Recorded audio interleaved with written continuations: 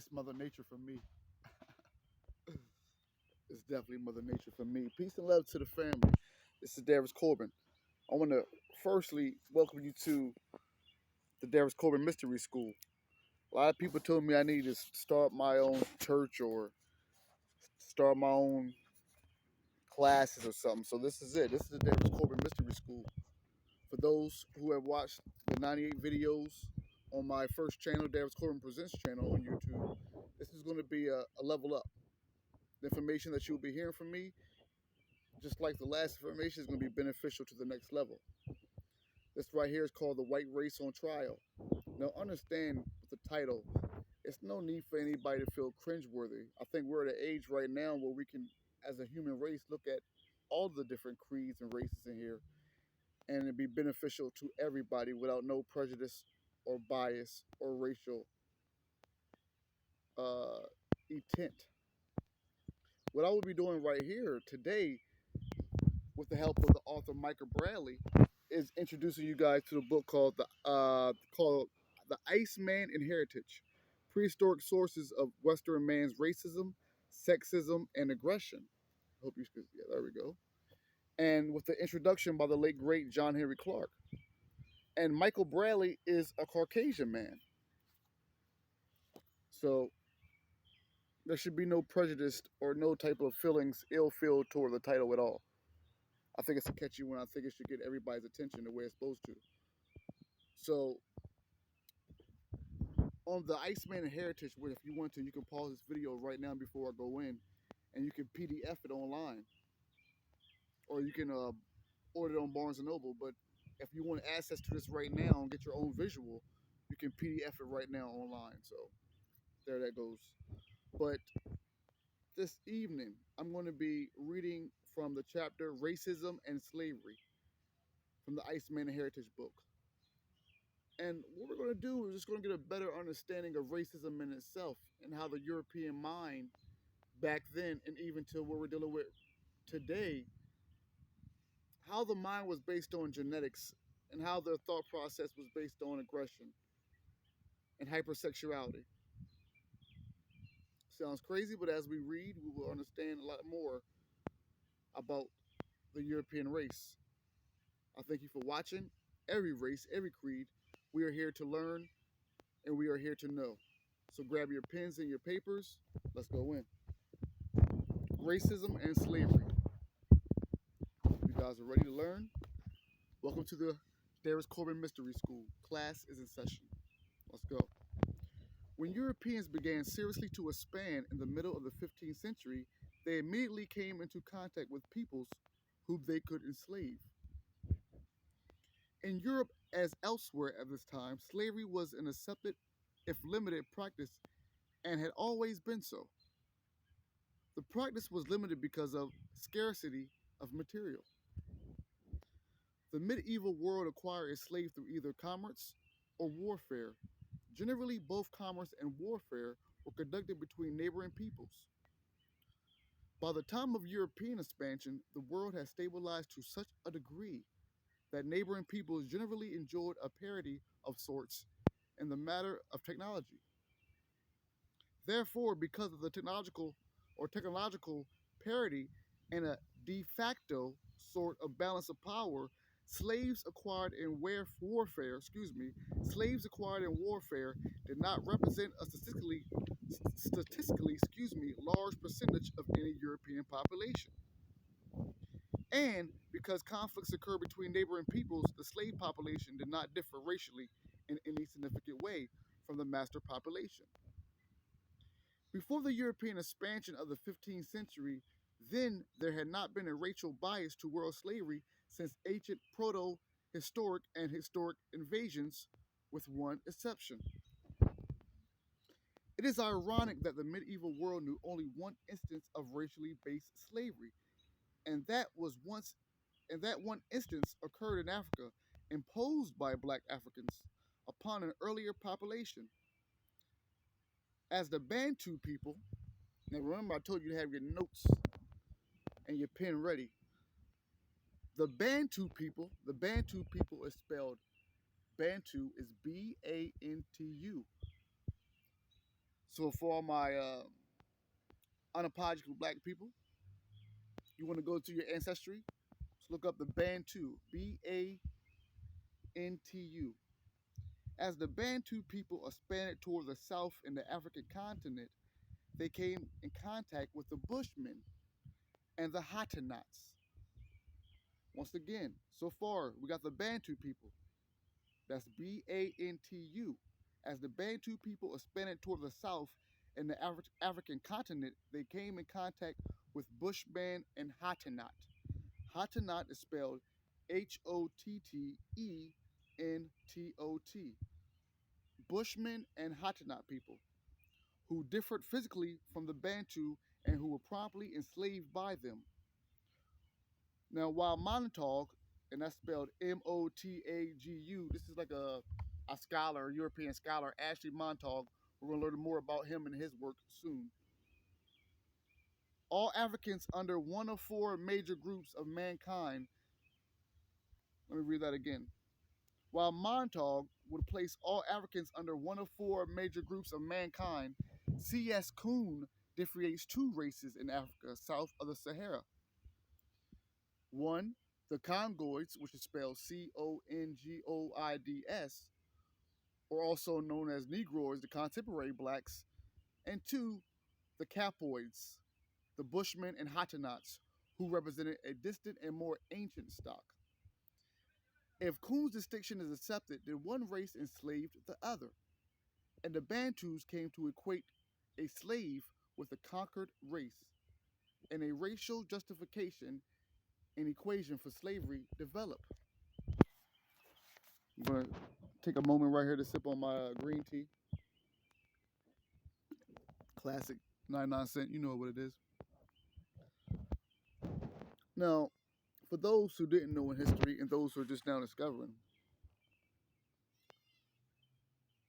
blacks, before the Europeans were slaving blacks, you had ancient Africans who were enslaving other Africans.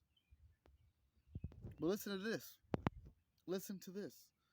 What the blacks imposed upon the Capoids was soon to be imposed upon the blacks by white Europeans. Let me read that again. What the blacks imposed upon the Capoids was soon to be imposed upon the blacks by white Europeans. Let's continue reading. And this is on this will be on page 34 to 35 once you download or get the book. Portuguese probing to the south along the African coast and Spanish explorations across the Atlantic brought Europeans into contact with less technological advanced blacks and American Indians.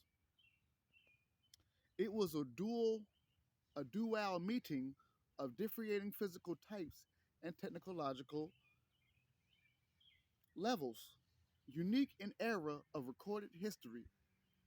The gulf between European technology and Black and American Indian technology presented an opportunity for exploitation, which had not been equaled in Eurasia itself for centuries and perhaps millennia on a racial basis.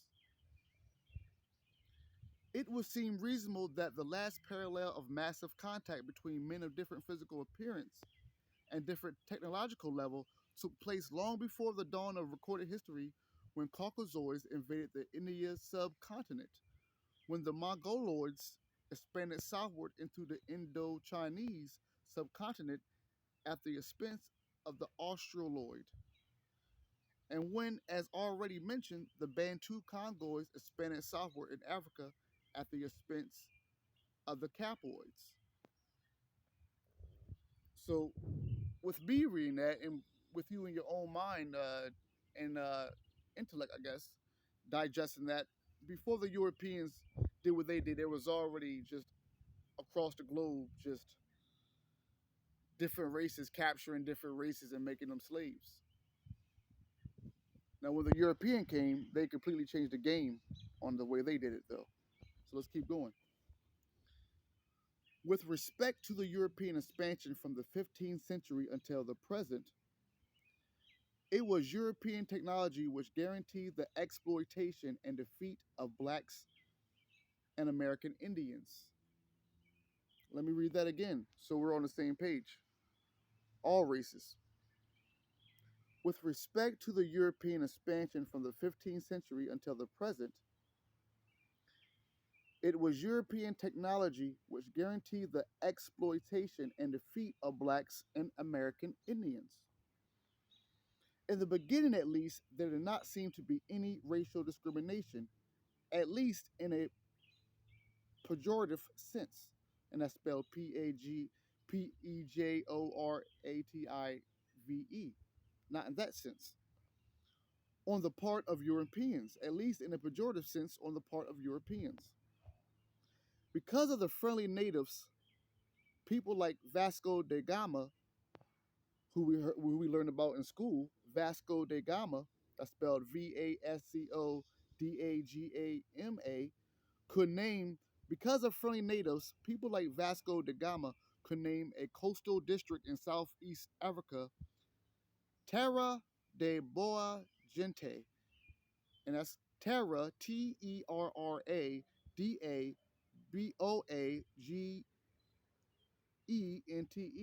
and that's Terra de Boa Gente, and I'm probably pronouncing that, but you know what it is, which is called the land of the good people.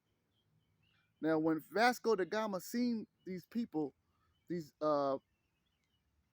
original blacks and original American Indians, he loved the vibe so much that he named the land of the good people. Christopher Columbus, who we all learned about in school, could report that the American Indians were of excellent and acute understanding and described them as loving, uncoventuous people, so docile in all things that there is no better people or better country. Now I want you to listen closely to what Vasco da Gama and Christopher Columbus said about these ancient Aboriginal people, the blacks and American Indians. Vasco da Gama loved them so much, he named the ancient people's own place, renamed it and called it the land of the good people. Christopher Columbus so loved the American Indians so much, he reported that he said that the American Indians were of excellent and acute understanding and described them as loving, unconveyed people, so docile in all things that there is no better people or better country. This is before America really was founded.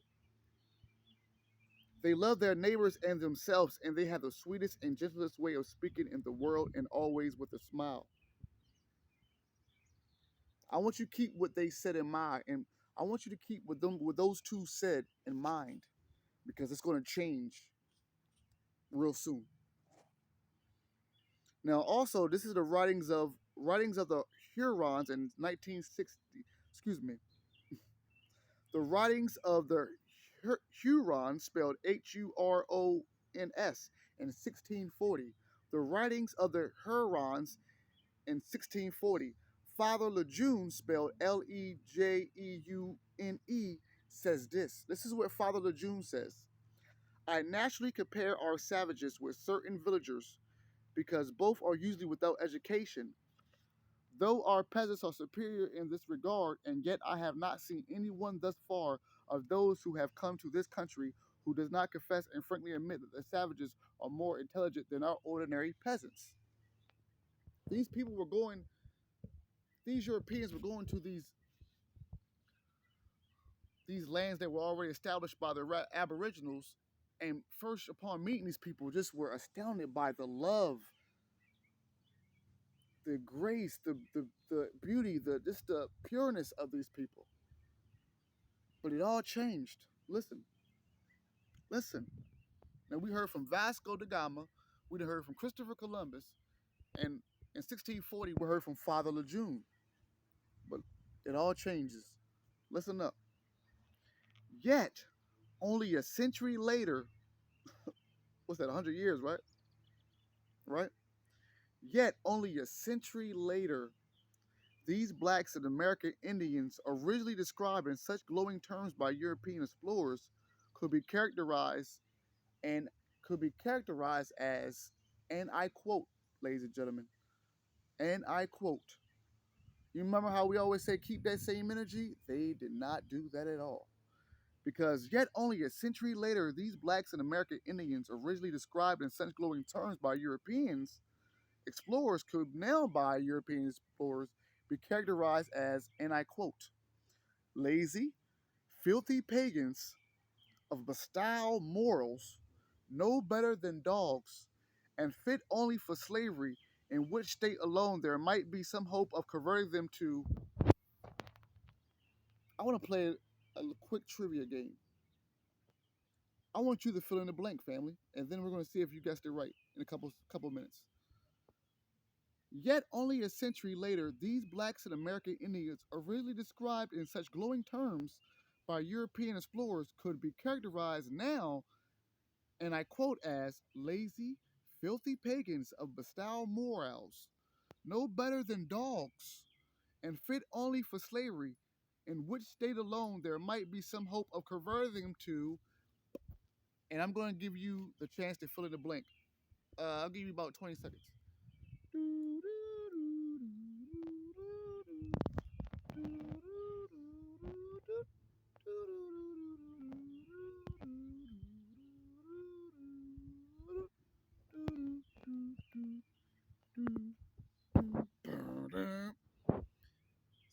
All right, get your boards ready. We're going to read that one more time. Yet only a century later, these black and American Indians, originally described in such glowing terms, who were originally described in such glowing terms by European explorers, could be characterized now as lazy, filthy pagans of bastile morals, no better than dogs, and fit only for slavery, in which state alone there might be some hope of converting them to. And if your answer was Christianity, you, what is Christianity? Is right. We never left the Bible.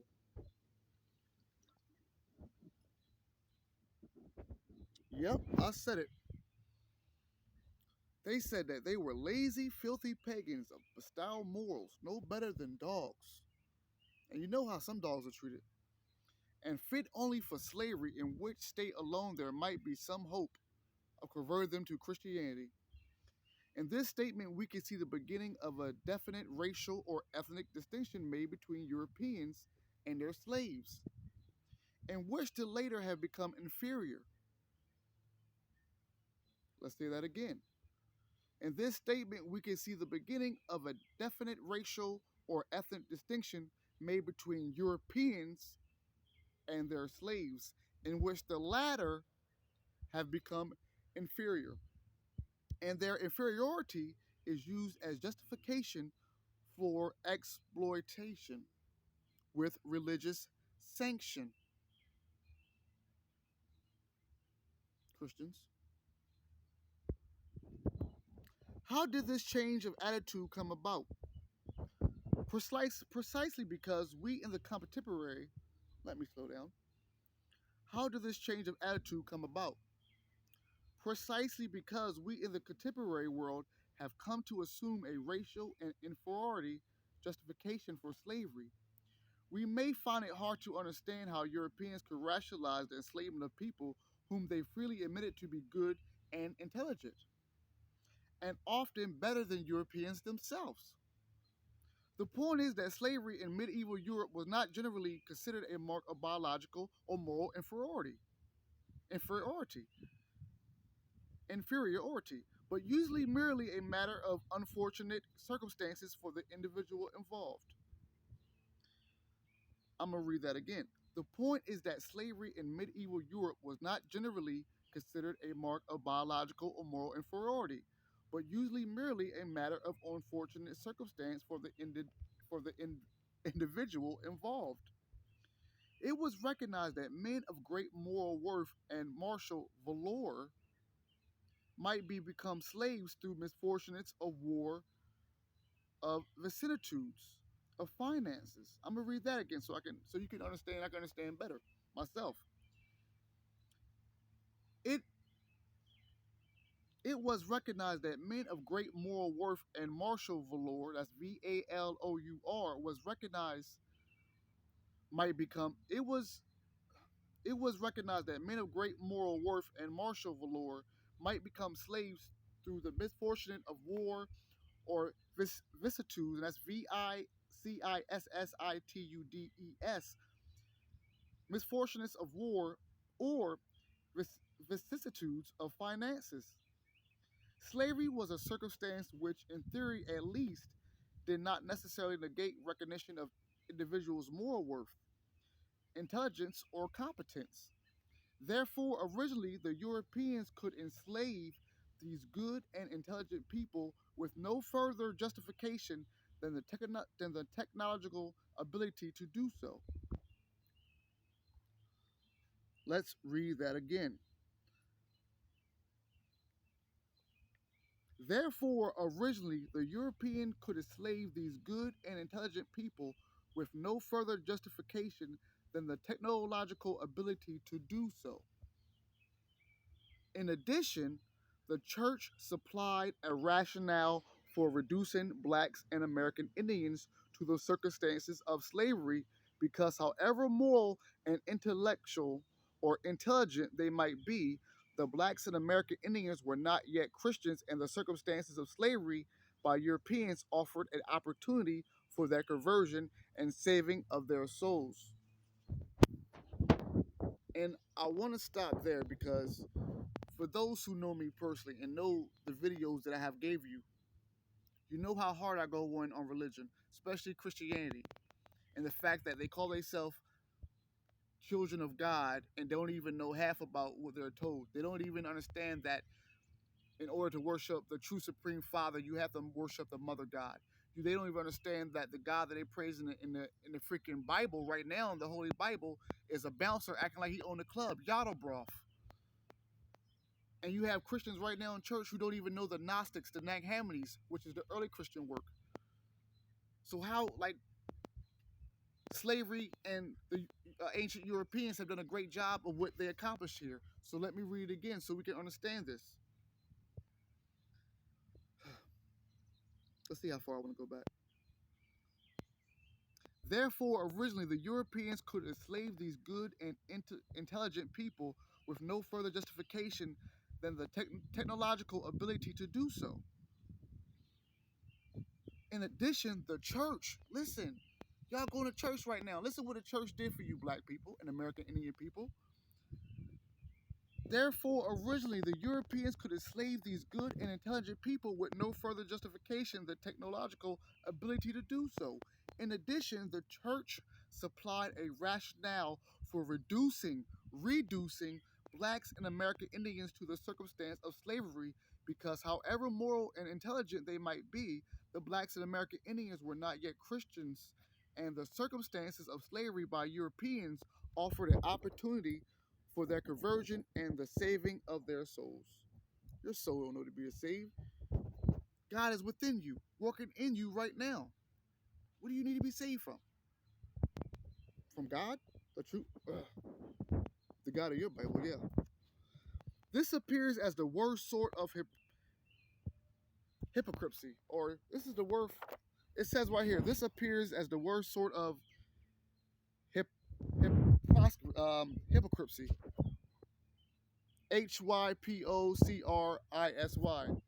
Hypocrisy. There we go. This appears as the worst sort of hypocrisy. This is what Michael says. This appears as the worst sort of hypocrisy from our vantage point. After several centuries of an unconscious race slavery equation, but the judgment may be harsh. In his detailed discussion of the racist foundation of modern slavery, Ashley Montagu, Montagu, he says this. And he says that was the worst hypocrisy from the vantage point after several centuries of an unconscious race slavery equation, but the judgment may be harsh, and it will be. But listen what Ashley Montagu says. It is of even greater interest and importance to note that as long as the trade was taken for granted and no one voice raised against it, or at least a voice that wasn't heard. Excuse me, let me read that again. This is what Ashley Montagu says. It is of even greater, and I quote, It is of even greater interest and importance to note that as long as the trade was taken for granted and no one voice raised against it, or at least a voice that was heard, the slaves, though treated as chattels, chattels, were conceded to be human in every sense but that of social status. This may well be seen in the treatment of slaves in Portugal and Spain, where many of them rose to high positions in church and state, as was the case in ancient Greece, Rome, and Arabia. What might be called the slavery racial inferiority psychological complex among Europeans and later Southern Americans began in the first instant because blacks and American Indians were so easy to exploit because of European technology.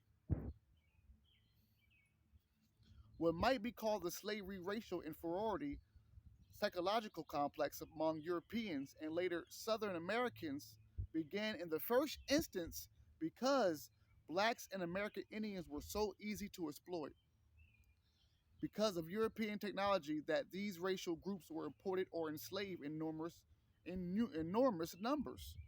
Simply because of their sheer numbers, these races became equated with slavery in the popular Caucasoid mind. And due to the easy availability of slaves, a type of agricultural industrial complex evolved, which, in terms of productivity, had been unknown in the medieval world and, in fact, unparalleled since the very similar slave based economy of the fallen Roman Empire.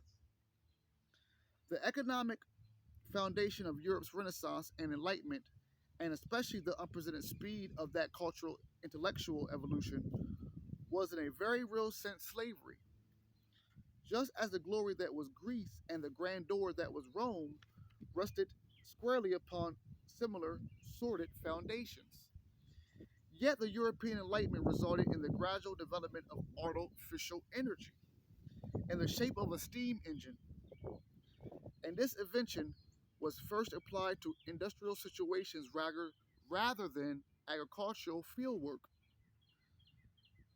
It is no accident that humane opposition to the institution of slavery took root among urban and industrialized population who, because of their greater efficiencies of alternate steam power, could well afford to begin to despise slavery. Excuse me. There are geographic rather than moral reasons why the humane opposition to slavery began in England, Northern Europe, and the Northern US. All of these areas had industrial economies amenable to the introduction of steam power.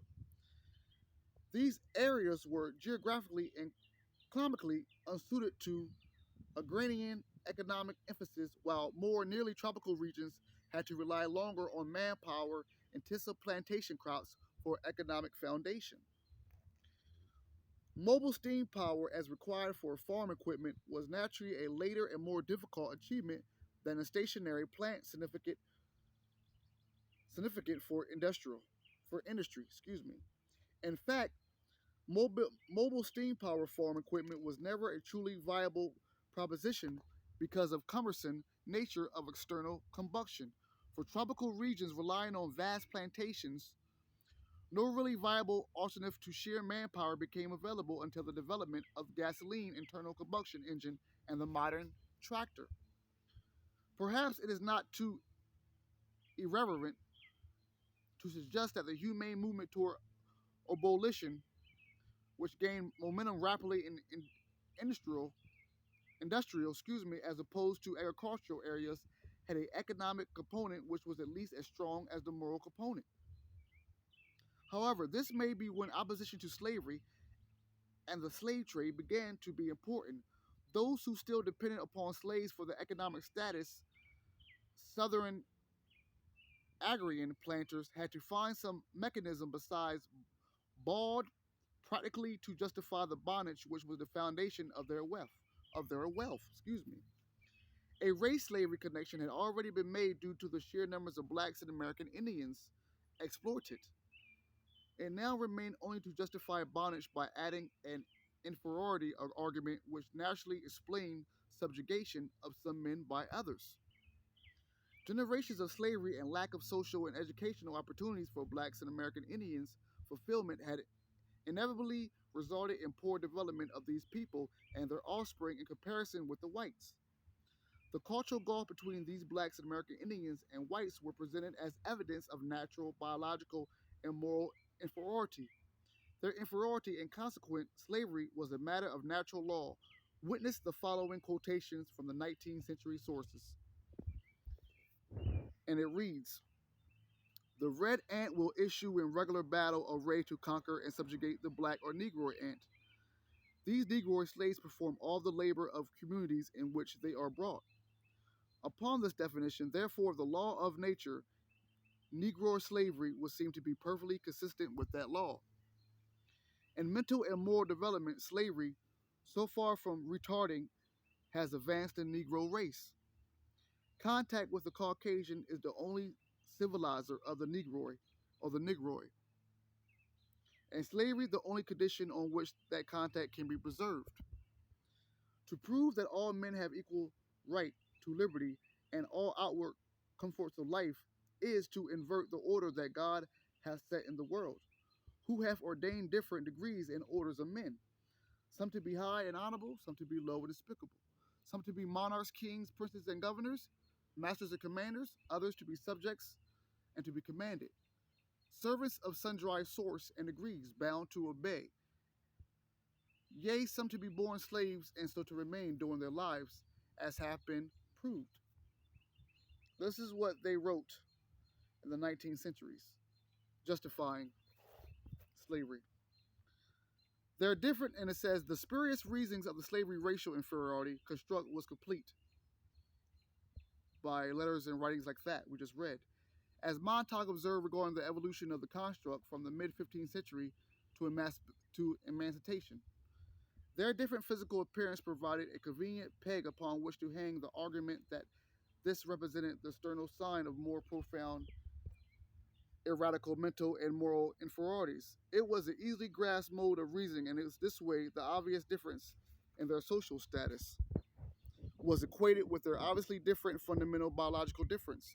What has once been a social difference was now transformed into a biological difference, which would serve, it was hoped, to justify and maintain the social difference. Perhaps more to the point, it was also hoped that these supposedly profound biological differences would justify an economic system. The attempt to perpetrate slavery was unsuccessful, as well as we all know. In the U.S., the Civil War ended slavery in 1865. Abolition abolished in the English colonies had been decreed by 1833, and French possessions by 1848, and Dutch colonies by 1863. But while the slavery component of the slavery racial inferiority complex disappeared, the racial inferiority component lingers in continuing with discrimination, continuing with racism. And I'm gonna end there. I hope you guys learned a lot in this little time. I will be doing a part two, probably entering with Darwinism or a chapter called Fire and Ice. For you, it doesn't have to start. It don't have to stop there. Like I said, if you downloaded the PDF of the Iceman and Heritage, I don't care what color you are. Definitely, if you're white right now and you're screaming out Black Lives Matter, then you need this book. Let me repeat again. If you are Caucasian or Asian or anything besides a melanated person, but definitely if you're a melanated person who may be lost in your own knowledge and you just don't care, and still pick up this book, even if it's just to prove me wrong or to prove me right. Pick up this book, The Iceman and Heritage by Michael Bradley. Prehistoric sources of Western man's racism, sexism, and aggression. Like I said, at the end of the day, I'm a Christ conscious being put on here to enlighten those who are ready to be enlightened. Everybody is not going to want to get this information. Everybody is not alive in the physical nor spiritual. So for you listening to this, it is time. For you watching the Davis Corbin Mystery Schools, it is time for you to evolve and to appreciate the age of Aquarius which we are in.